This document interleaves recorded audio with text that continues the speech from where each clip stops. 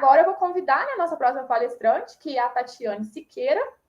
A Tatiane, ela é estudante de doutorado no programa de pós-graduação em microbiologia agrícola pela Universidade Federal de Viçosa.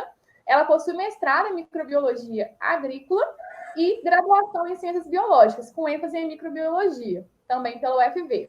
Ela desenvolve suas pesquisas científicas relacionadas à identificação e controle de micro-organismos contaminantes de cerveja artesanal, utilizando peptídeos antimicrobianos. Boa noite, Tatiane. Pode ficar à vontade. Boa noite, pessoal. Meu nome é Tatiane.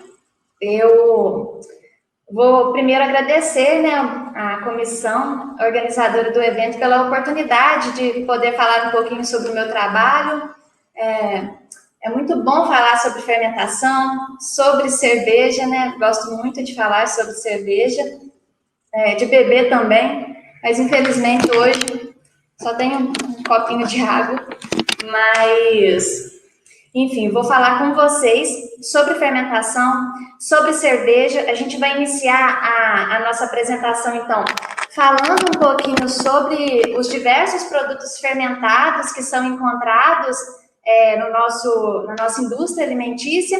E depois a gente vai terminar a palestra falando sobre cerveja, focando mais na cerveja. Bom, então, nós vamos falar, então, iniciando, falando sobre o processo fermentativo, sobre os produtos fermentados, e depois a gente foca na cerveja, que é a minha área de trabalho, é o que eu mais entendo, mas antes a gente vai falar um pouquinho sobre a fermentação.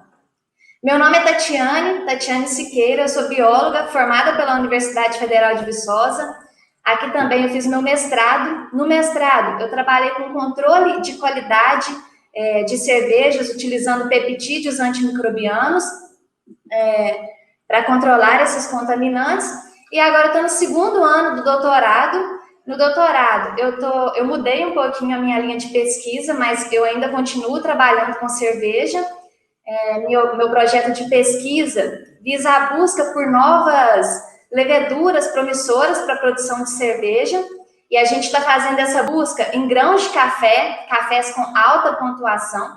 Para quem não sabe, os grãos de café, café com alta pontuação, eles passam por um processo fermentativo que confere uma série de características sensoriais para o café, e a gente então está isolando essas leveduras para caracterizar essas leveduras e ver se elas são promissoras para a produção de cerveja. Em paralelo com a pós-graduação, eu sou uma das representantes da Saccharobia. A Saccharobia é uma empresa aqui de Viçosa, incubada no Centev, que é a incubadora de empresas aqui de Viçosa, da UFV, e a gente trabalha oferecendo análises microbiológicas para cervejaria, análises físico-químicas, cursos presenciais. Agora a gente está lançando um curso online de controle de qualidade microbiológica para cervejeiros, tanto cervejeiros, donos de cervejarias e cervejeiros caseiros, tentando nos adaptar às condições da pandemia. A gente teve que mudar um pouco os nossos planos, mas é isso, a empresa está no início, a gente está começando agora, e a gente tem uma página no Instagram de divulgação científica sobre cerveja. Então, quem tiver interesse em estudar cerveja, saber mais sobre o processo, a nossa página no Instagram é @saccharobia, do jeito que está escrito aqui no nosso slide. Então, quem tiver interesse em estudar, entrar nesse mundo de cervejas, pode seguir a gente lá no Instagram, que a gente está sempre postando conteúdo interessante lá. Bom, antes da gente começar a falar sobre o histórico da fermentação, sobre os produtos fermentados, o que é a fermentação? A fermentação é um processo metabólico, um conjunto de vias metabólicas, são vias catabólicas que acontecem geralmente em anaerobiose, então na ausência de oxigênio. Essas vias, como eu já disse, são catabólicas, então elas são utilizadas pelos micro-organismos para gerar energia, para conservar energia. Essa energia vai ser conservada e utilizada nas vias anabólicas, na produção de constituintes celulares, utilizado para replicação celular. Então, essa energia, ela vem do processo fermentativo. O processo fermentativo, então, para os micro-organismos, ele é importante para isso, conservar a energia que é feita em moléculas de ATP. Resíduos, né, como o álcool, CO2, que a gente tanto conhece, os ácidos orgânicos, para a célula, isso é apenas resíduo, não passa de resíduo. Para a gente, isso tem uma importância valiosa, né? O álcool das nossas bebidas fermentadas, CO2 na panificação, os ácidos orgânicos, mas a gente tem que deixar bastante claro que, para os micro-organismos, a fermentação é uma via catabólica com o objetivo de conservar a energia. Todo o restante são apenas resíduos. Então, sabendo então o que é a fermentação, né, para que os micro-organismos fermentam, a gente então começa a associar o processo fermentativo aos produtos que são gerados e que influenciaram a sociedade, as pessoas ao longo de todo esse tempo. Hoje, o que a gente sabe através dos relatos, né, é que a fermentação já está presente na vida dos seres humanos desde os primórdios da humanidade. E a produção de cerveja, a produção de pão, não existe um consenso de qual veio primeiro, mas puxando um pouco para a cerveja, né? A produção de cerveja é um processo biotecnológico que é considerado um dos eventos biotecnológicos mais antigos e importantes da história. Por que é importante? Naquele tempo, a primeira cerveja produzida foi produzida ao acaso. Os cereais entraram em contato com a água, iniciou-se um processo de fermentação espontânea e assim surgiu uma bebida mágica que as pessoas começaram a gostar dessa bebida. E é um marco super importante porque a partir do momento que eles começaram a consumir e gostaram dessa bebida, eles deixaram a vida nômade, né, o nomadismo, para se fixar em um único local para conseguir cultivar grãos e continuar a produzir cerveja, a produzir pão. Então, o processo biotecnológico, né, a produção de cerveja, é responsável pelas primeiras práticas agrícolas da história. Então, é um processo biotecnológico extremamente importante. E, além disso, naquele tempo, as pessoas começaram a notar que beber cerveja, a cerveja que era produzida lá naquela época, né, era mais seguro que beber água, porque durante o processo fermentativo, condições antimicrobianas são estabelecidas e essas condições antimicrobianas, elas impedem o crescimento de patógenos, de micro-organismos patogênicos. Com isso, a água, que obviamente não era tratada, fazia mal para as pessoas, ao contrário dessa bebida milagrosa. Então, isso impulsionou ainda mais a produção dessas bebidas. E a cerveja era tão importante que ela era produzida e ofertada aos deuses daquele tempo. E é muito importante a gente sempre ressaltar que a cerveja, desde os primórdios, quando era produzida, a cerveja, a primeira vez que ela foi comercializada, isso tudo teve como componente principal na história a mulher. As mulheres são importantes, desenvolvem um papel extremamente importante durante todo o processo evolutivo da bebida. Inclusive, a primeira vez que o lúpulo foi sugerido para ser utilizado na cerveja foi uma mulher. Naquele tempo, as mulheres produziam a cerveja.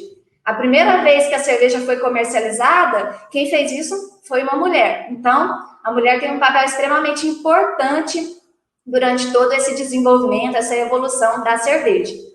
A gente tem relatos da produção dessa bebida desde 13 mil anos atrás.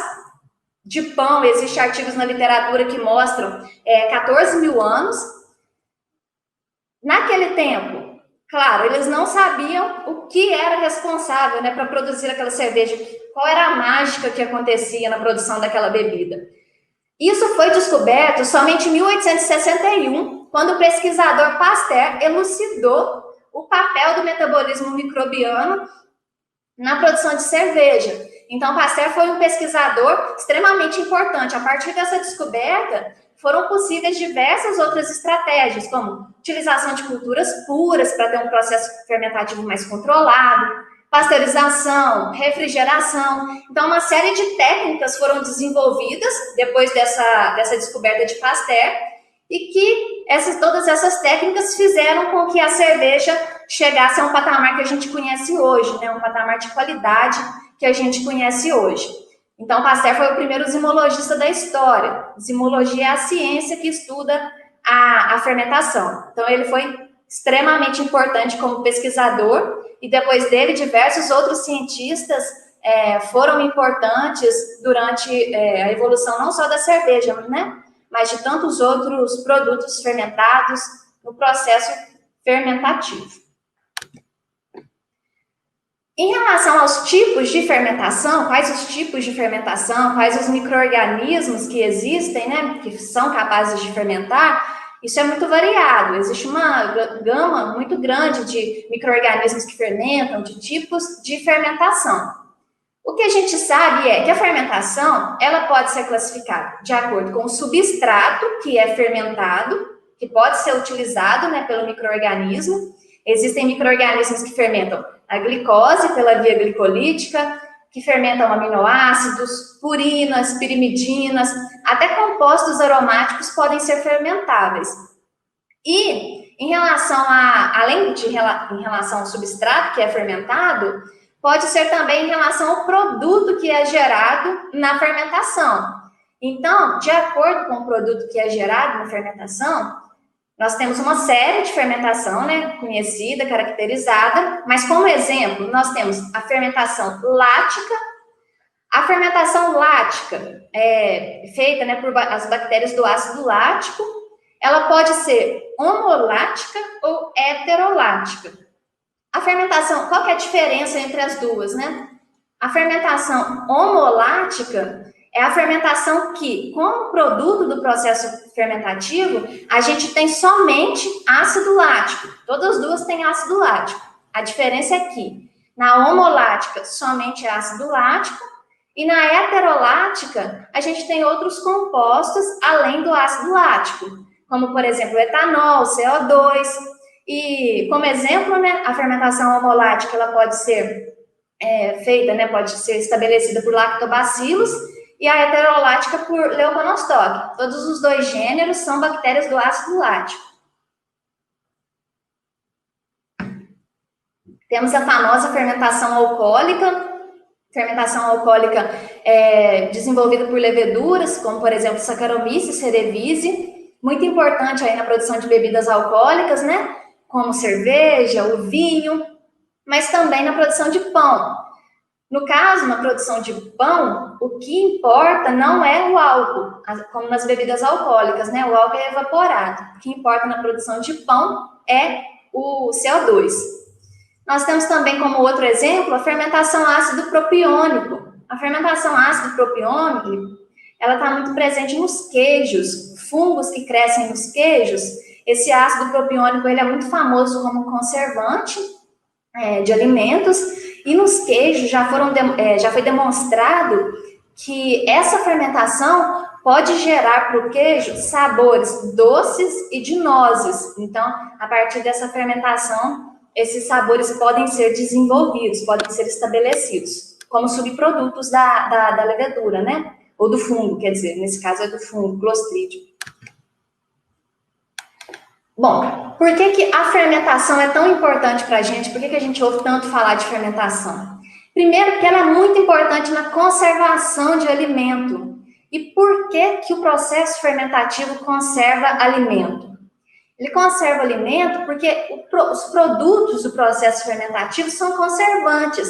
Vou dar alguns exemplos para vocês. O álcool, por exemplo. O álcool afeta a funcionalidade da membrana citoplasmática. Então, micro-organismos deteriorantes, eles não crescem porque as suas membranas são prejudicadas. Os ácidos orgânicos produzidos durante a fermentação, eles reduzem o pH do alimento e esse pH reduzido afeta a atividade enzimática. Então, micro-organismos contaminantes vão ter suas enzimas prejudicadas. Mas e quem está produzindo isso, né?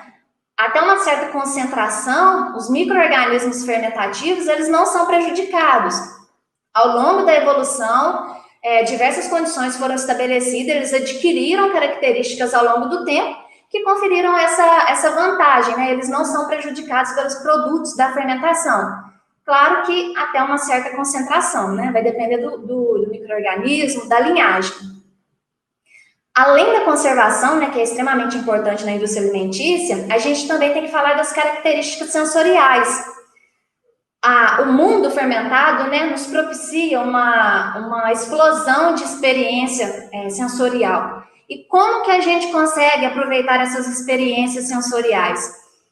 A análise sensorial, né, a análise sensorial é uma disciplina científica que estuda a avaliação dos sabores, né, que são os aromas e os gostos disponibilizados pelos alimentos e bebidas, deixa muito claro que a gente não é capaz de reconhecer um sabor ou um aroma que a gente nunca viu antes, que a gente nunca sentiu antes. Então, ao longo da nossa vida, a gente adquire uma memória sensorial e a gente só consegue enriquecer essa memória ou vocabulário sensorial com experimentação, exposição e repetição. Então, a gente tem que ser exposto aos aromas e repetir esses aromas e sabores, né?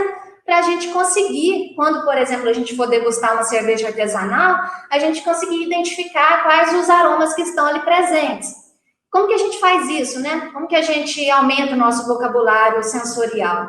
Prestando atenção nos alimentos que a gente consome, comendo com atenção, né? E experimentando coisas novas, frutas novas, experimentando cheiro de flores, chás diferentes, e repetindo isso sempre para treinar a nossa memória sensorial, e dessa forma a gente vai ser capaz, então, de, por exemplo, quando a gente experimenta uma cerveja nova, a gente consegue aproveitar o máximo das características sensoriais daquela bebida, e essas características sensoriais vêm do processo fermentativo, subprodutos do processo fermentativo.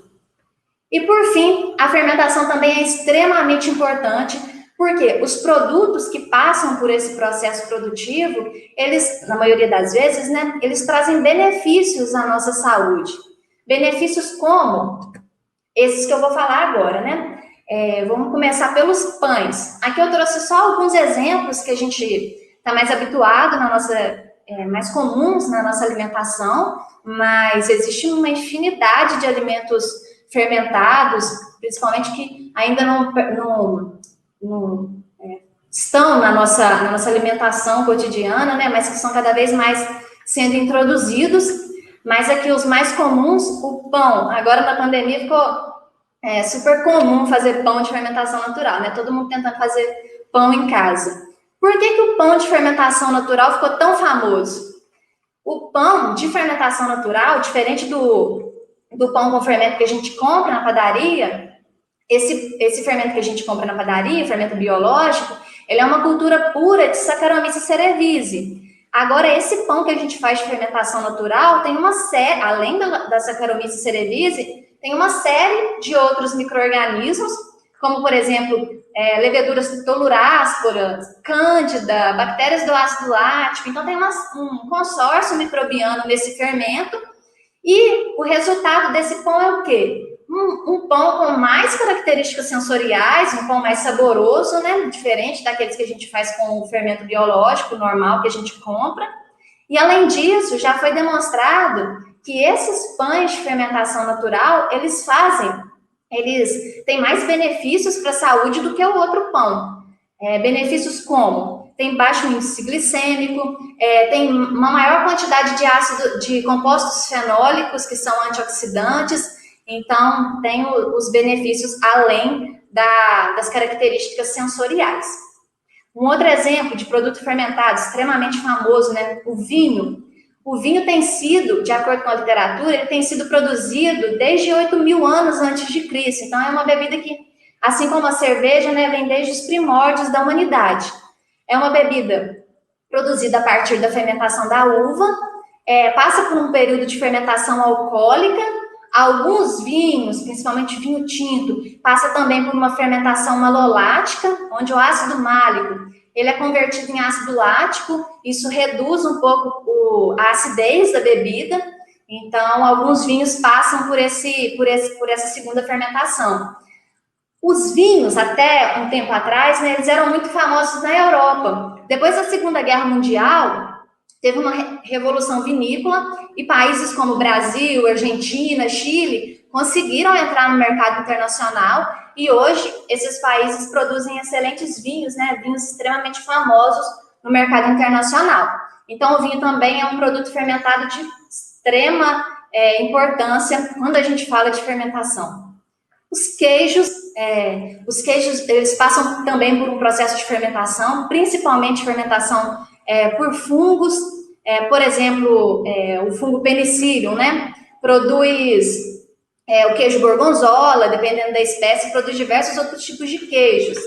E uma característica interessante de alguns queijos é que eles passam por um processo que a gente chama de sucessão microbiana. O que é a sucessão microbiana?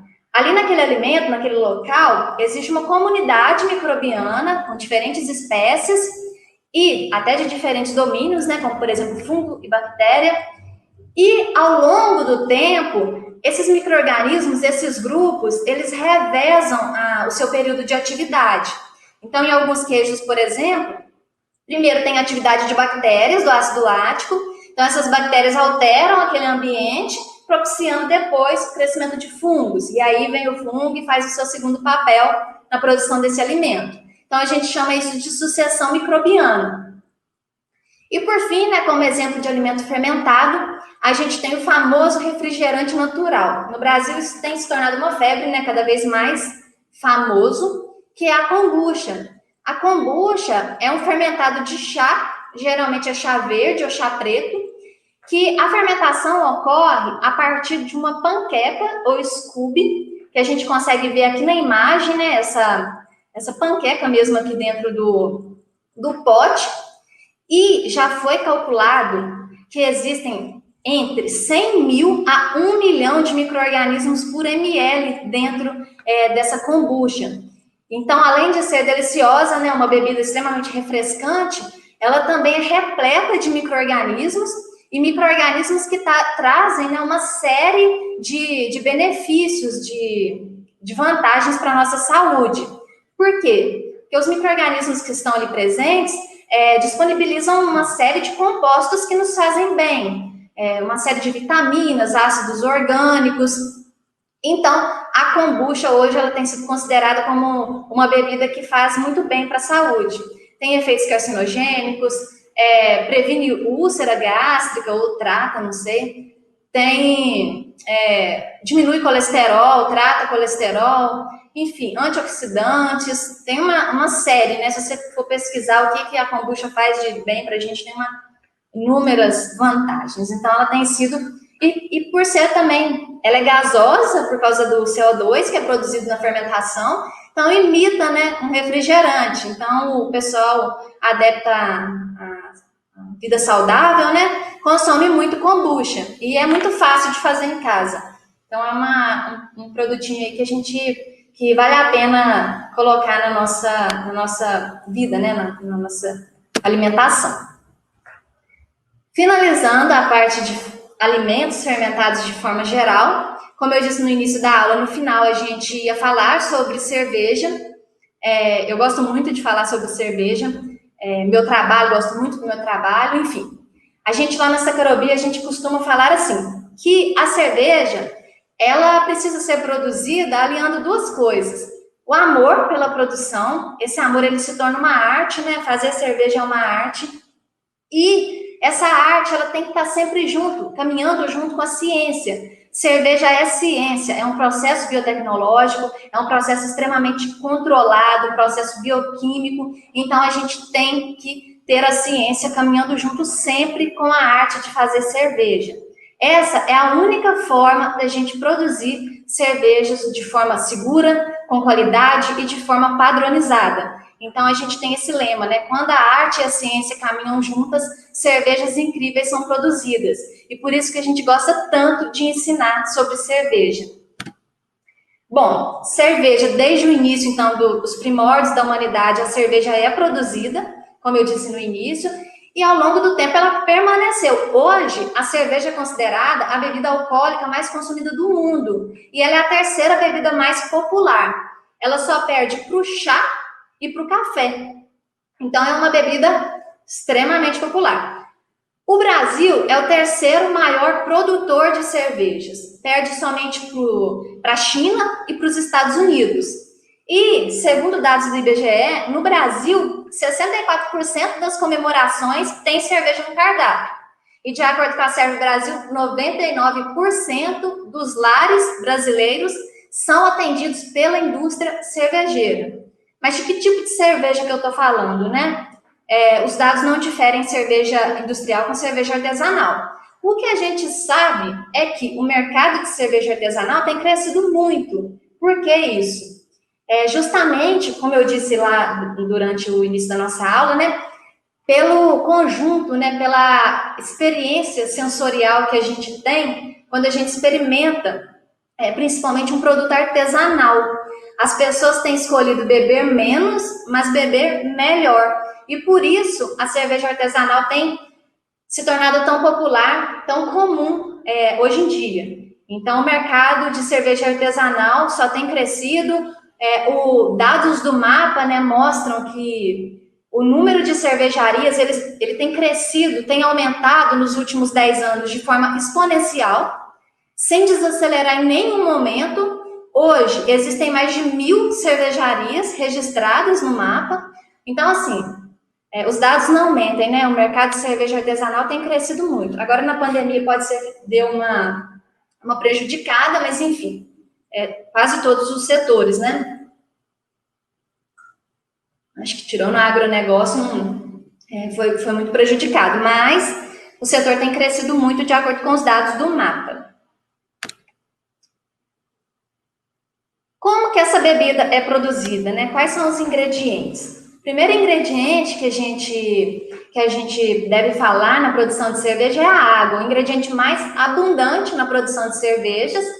Antigamente a gente falava assim, a cerveja de São Paulo é melhor do que a cerveja do Rio, por causa da água. Isso era verdade naquela época. A água influencia muito na qualidade da cerveja.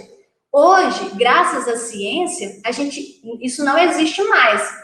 Uma água, por exemplo, sei lá, da região de Pilsen, que é uma cerveja muito famosa, a gente pode reproduzir essa água aqui no Brasil de forma muito tranquila, modificando as características dessa água.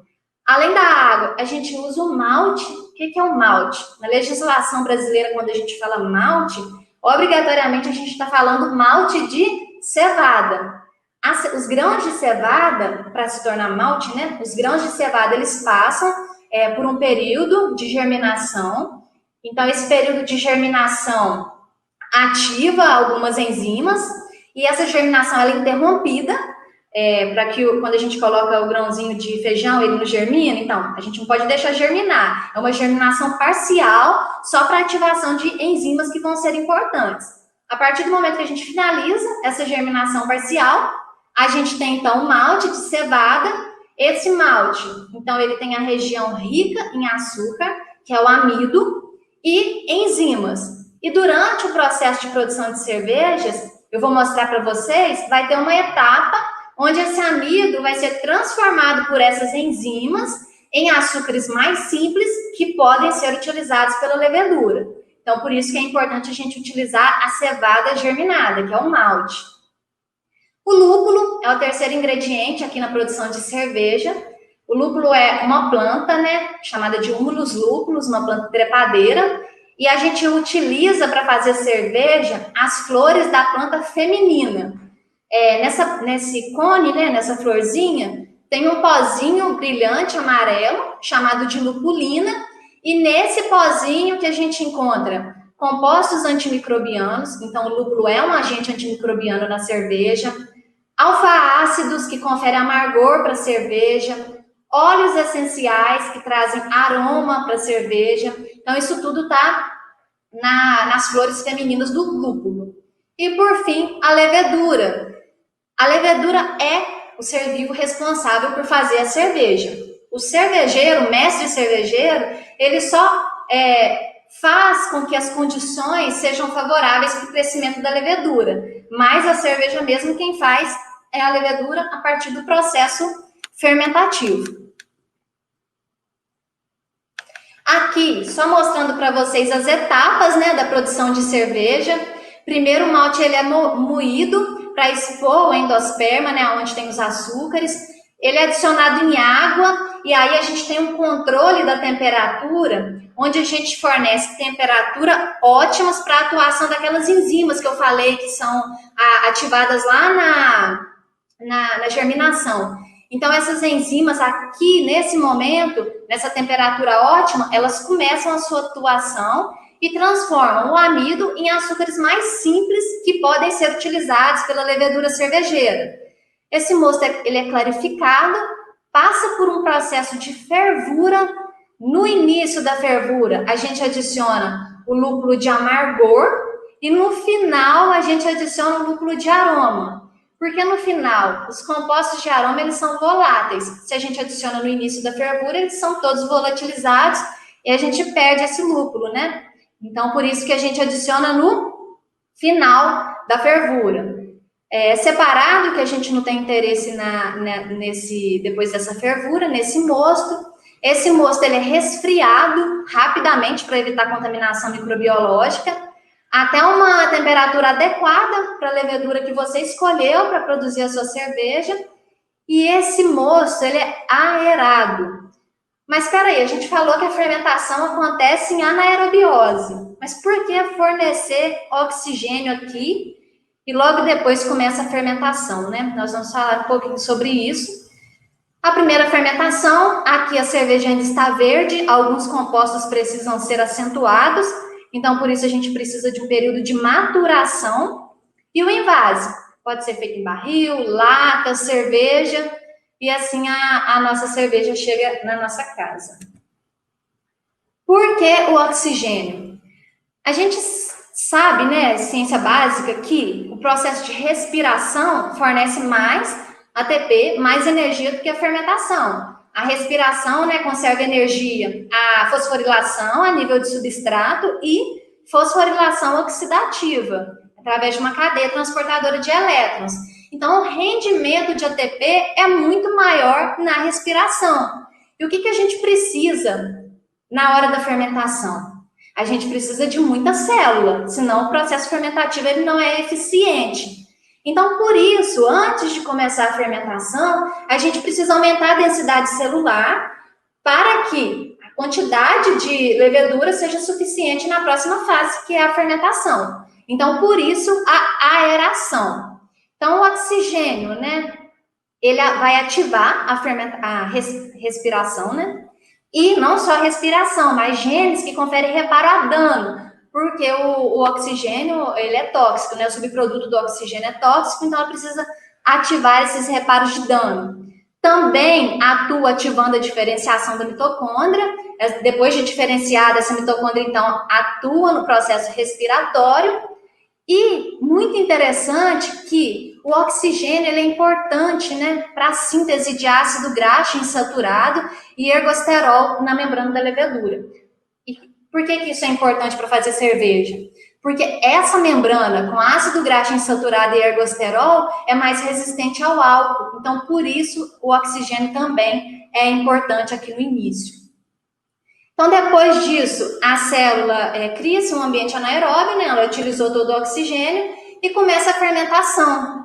A fermentação, ela tem um rendimento energético menor, porque a gente só faz, a levedura, né? Só faz fosforilação a nível de substrato. Não tem uma cadeia transportadora de elétrons, né? Então, não tem fosforilação oxidativa. Somente fosforilação a nível de substrato. Então, o intermediário doa um grupamento fosfato para esses intermediários da via, por exemplo, da via glicolítica, e esse composto aqui, agora com o grupamento fosfato, ele consegue doar esse grupamento para uma molécula de ADP, gerando ATP, que é a molécula onde a energia vai ser conservada. E essas moléculas são utilizadas no crescimento, em processos vitais da levedura. Isso aqui... qual que é o rendimento disso aqui, né? Apenas 2 moléculas de ATP por glicose fermentada. Então, a glicose é parcialmente oxidada até piruvato, gera essas 2 moléculas de ATP, e depois o piruvato, ele vai ser transformado, né, nos subprodutos de fermentação, justamente para reoxidar as coenzimas. as coenzimas precisam ser reoxidadas para voltar no início do processo. Enfim, a fermentação, então, tem um rendimento menor, a levedura cresce menos no processo fermentativo e, por isso, a respiração é importante no início da produção da cerveja. Mas depois, o oxigênio é totalmente indispensável, não pode mais entrar oxigênio no processo, senão atrapalha todas as características sensoriais da cerveja. O oxigênio, então, só no início da fermentação, assim que a levedura é adicionada no mosto. E, a partir do momento que a levedura faz a fermentação, o que é gerado, né? Álcool, então, responsável pelo teor alcoólico, carbonatação, que vem da produção de CO2, os ésteres, né, que são produzidos, dão à cerveja caráter frutado ou esterificado, como, por exemplo, aroma de banana, compostos fenólicos, muito famosos nas cervejas de trigo, que dão à cerveja um aroma de cravo, diacetil, que é um produto que na maioria dos estilos de cerveja a gente não quer, que lembra cheiro de manteiga, de pipoca de cinema, e por isso que é importante a fase de maturação, que a levedura ela mesma reabsorve esse diacetil e consegue utilizá-lo no seu metabolismo, então o diacetil some ali da cerveja. Acetaldeído, também presente na cerveja verde, né, antes da maturação, que lembra aroma de maçã verde. Álcoois superiores, que dão a sensação de aquecimento na nossa boca, né, um sabor quente, picante. Enfim, uma série de compostos com os seus respectivos efeitos na cerveja. Só que, felizmente, a gente consegue controlar o que a gente quer na nossa cerveja. Então, primeiro, você escolhe o estilo de cerveja que você vai fazer, você escolhe uma levedura, tem levedura que tem um caráter mais neutro, tem levedura que tem um caráter mais fenólico, outras mais esterificadas. Então, você consegue controlar isso a partir da escolha da levedura. E também as condições de fermentação que você vai estabelecer no seu processo produtivo. Isso tudo interfere nos subprodutos da fermentação. E para a gente finalizar, né, vamos falar do que tem de novo no mercado cervejeiro em questão de biotecnologia, de ciência. Talvez seja novo para quem não é do mercado cervejeiro, né, mas para quem já está no mercado cervejeiro isso não é nada novo, como por exemplo as Kveik. Kveik é um inóculo de levedura, geralmente são linhagens pertencentes à Saccharomyces cerevisiae. Essas leveduras, elas são muito interessantes, porque elas foram, né, utilizadas por muitos e muitos anos em fazendas da Noruega, e aí o vizinho emprestava, dava um inóculo para o outro vizinho, ia passando para o filho, e assim por diante. O que aconteceu? Durante todo esse processo, essas leveduras foram domesticadas com as pressões seletivas que tinham no processo de produção de cerveja lá daquela região da Noruega. Então, essas leveduras, esses inóculos, eles passaram por uma domesticação diferente da domesticação das leveduras que a gente vê hoje no comércio, no mercado. Então, foram processos de domesticação diferentes, de acordo com as pressões seletivas, né, que são estabelecidas nos dois diferentes tipos de processos produtivos. E assim, essas leveduras, com esse processo de domesticação diferente, elas têm características diferentes. E são características que nos interessam muito, como, por exemplo, elas fermentam maltotriose, que é um açúcar presente no mosto, que geralmente não é utilizado pela maioria das leveduras. Então, a cerveja gerada, ela pode ser mais atenuada, com menos residual doce e com maior teor alcoólico. E elas são tolerantes até 16% de álcool. Então, cervejas extremamente alcoólicas são possíveis de serem produzidas utilizando esse tipo de inóculo. Elas fermentam mais rapidamente, elas são osmotolerantes, então você pode adicionar essa levedura no mosto com uma alta concentração de açúcar. E elas podem gerar cervejas com perfil sensorial complexo, esterificado, né? Pode ser frutado, floral, ou até mesmo cervejas neutras. Isso vai depender do inóculo que você vai estar utilizando, né? Que existem diferentes inóculos, e esses inóculos têm diferentes linhagens de levedura. Então, vai depender muito do inóculo que você escolheu. Mas é uma opção extremamente interessante, né? E que tem sido muito utilizada pelos cervejeiros. Um outro ponto interessante quando a gente fala de cerveja são as cervejas sour. Cervejas ácidas, né? Por que elas são mais ácidas? Porque além da levedura cervejeira, a gente adiciona bactéria no processo. E essas bactérias são as bactérias do ácido lático, elas acidificam a bebida e conferem uma característica, né, mais refrescante, um perfil sensorial totalmente diferente. E a partir dessas cervejas, a gente, né, nós brasileiros, criamos o nosso primeiro estilo de cerveja. Primeiro estilo de cerveja brasileiro do mundo, né? Catarina Sour, o nome do estilo brasileiro. Utiliza as bactérias do ácido lático, mas também adicionam frutas. Então, essa cerveja é extremamente refrescante, saborosa. Eu gosto muito, então sugiro que vocês experimentem uma Catarina Sour. Tem de maçã, framboesa, morango, uva, enfim.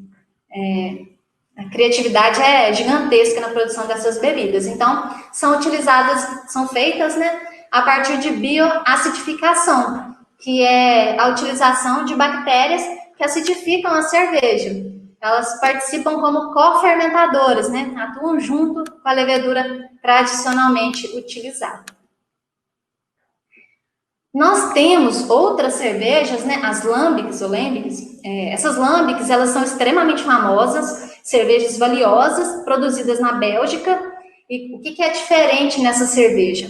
Lembra quando eu disse que o mosto precisa ser resfriado rapidamente, inoculado a levedura para evitar contaminação? Aqui não. O mosto ele é resfriado durante uma noite inteira de forma aberta. Nesse momento, né, durante esse período noturno, todos os micro-organismos presentes ali naquele ambiente entram na cerveja. Então, tem um inóculo totalmente espontâneo. A gente não adiciona levedura lá. São os micro-organismos do meio ambiente. Bom, a partir do momento que passou esse resfriamento, né, durante a noite, esse local, então, ele é fechado, o fermentador é fechado, e essa cerveja fermenta por muito tempo, 3 anos ou mais. E durante todo esse tempo, ocorre novamente o processo de sucessão microbiana. Ali tem um conjunto muito grande de micro-organismos diferentes e eles revezam a sua atividade ao longo do tempo. Então, a gente tem aqui no gráfico, primeiro, uma fase de enterobactérias. Isso mesmo, no início, aqui em roxo, são as enterobactérias. Mas logo elas morrem e começa a fase principal de fermentação, que são as leveduras. Depois essas leveduras morrem, começa a acidificação. E assim por diante, né? Bactérias do ácido lático, bactérias do ácido acético. Temos também Brettanomyces, que são leveduras muito famosas na cerveja, né? Leveduras que podem, nas lambics e em outras cervejas, conferir perfis sensoriais extremamente diferentes. Essas lambics podem ser frutadas, florais, mas também existem algumas que têm aromas que remetem a cavalo, celeiro, estábulo, couro. Então, é uma experiência sensorial bastante inovadora, né? Bastante diferente. E essas cervejas, então, são produzidas por esse conjunto de micro-organismos de forma espontânea ao longo do tempo em um evento de sucessão microbiana. Então, são as lambics. Temos também as leveduras não convencionais. O que é isso? Não convencional porque é diferente da tradicional, né? É diferente dessas tradicionais que a gente compra para fazer cerveja. Por que isso tem se tornado tão comum e tem sido buscado muito no mercado, né? Principalmente na ciência, assim como o meu doutorado, que eu estou buscando por novas leveduras, né? Leveduras não convencionais. Por que isso? Essas leveduras, elas vão produzir cervejas inovadoras. Por que inovadoras? Por causa do perfil sensorial, a levedura tem subprodutos diferentes. Algumas leveduras, elas podem produzir cervejas com baixo teor alcoólico, elas não produzem muito álcool na fermentação, então isso tem aumentado muito o interesse nessas bebidas, principalmente pelo público que preza por uma vida mais saudável, né, com baixo teor alcoólico, baixa concentração de açúcares, né, leveduras que conseguem utilizar açúcares alternativos, então o residual doce é menor, a cerveja é menos doce. Novamente, importante para o público buscando questões de vida mais saudável. Então, essas leveduras, elas têm sido muito buscadas, e são de diversos gêneros, né? Cândida, Cluiveromyces, Pichia, Toluráspora e até mesmo Saccharomyces, diversas espécies de Saccharomyces.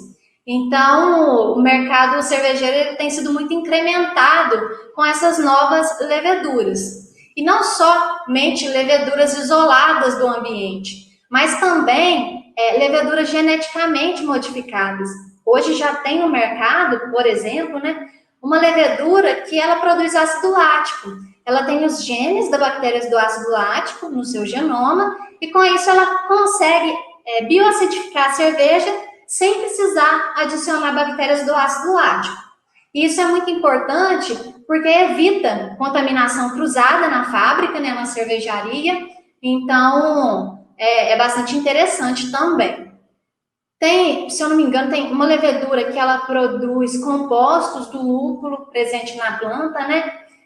A maioria desses estudos ainda é muito científico, não está disponível no mercado, mas assim, não demora muito para esse tipo de levedura, né, geneticamente modificada, começar a serem comercializadas.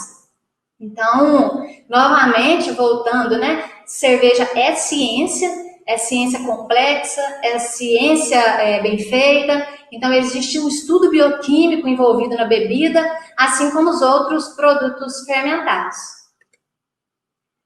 Aqui, para quem gosta de fermentação, eu trouxe para vocês algumas páginas super interessantes sobre fermentação. Eu gosto muito dessas páginas porque elas ensinam a fazer produtos fermentados, então eu estou sempre seguindo para tentar fazer alguma coisa em casa.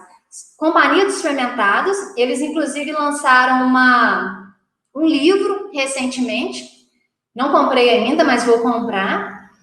Fermicro é uma página, nossa, vocês precisam ver essa página, é incrível, de um professor aqui da UFV, o professor Guilherme, e ele ensina a fazer kombucha, ele ensina a fazer queijo, ele ensina a preparar fermento para fazer pão de fermentação natural. Os textos são super simples, então é muito legal da gente seguir. Eu gosto muito.